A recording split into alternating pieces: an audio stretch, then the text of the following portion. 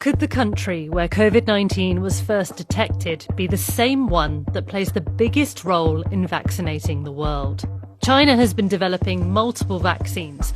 The frontrunners are from two companies, Sinovac and Sinopharm. They've been approved for use in places such as Turkey, Brazil, the UAE and Indonesia. Finally, after a year without having any hope to end this pandemic, I'm really excited to get the shot. But what do we know about them?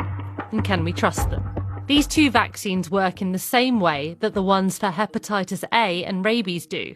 First, the virus is killed and given to individuals. Because the virus is dead, it can't cause COVID-19. Once injected, the person's immune system responds and produces antibodies ready to fight off any future coronavirus infections. Like the Pfizer and Moderna vaccines, 2 doses are needed.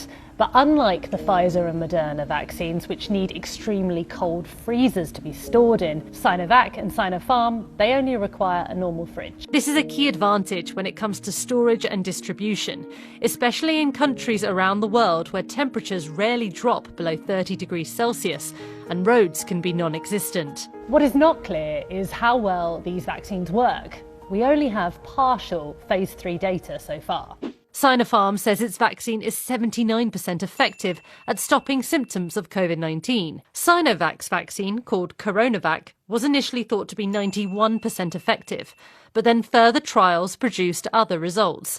Recently, figures from Brazil were downgraded to just 50.4%, barely above the threshold the World Health Organization says is needed for a viable vaccine. But Sinovac says when it comes to stopping people from becoming seriously ill, its efficacy rates are much higher. The goal is to ensure that people do not develop severe disease and end up in hospital.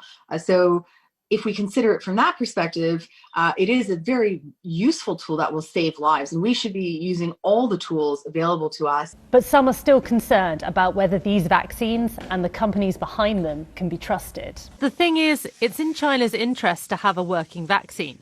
There's a lot of politics at play here. I do think that Sinopharm and the Sinovac vaccine is critical for China's diplomatic efforts. We have seen that China invest in energy and infrastructure all over the world, and this vaccine will continue to build China's reputation as a technical giant. The WHO is due to decide whether to approve Sinopharm or Sinovac by March. The more vaccines that work, the sooner the global pandemic will be over. But a rejection would hurt China's pride and would be even more devastating for the growing list of countries pinning their hopes and futures on these shots.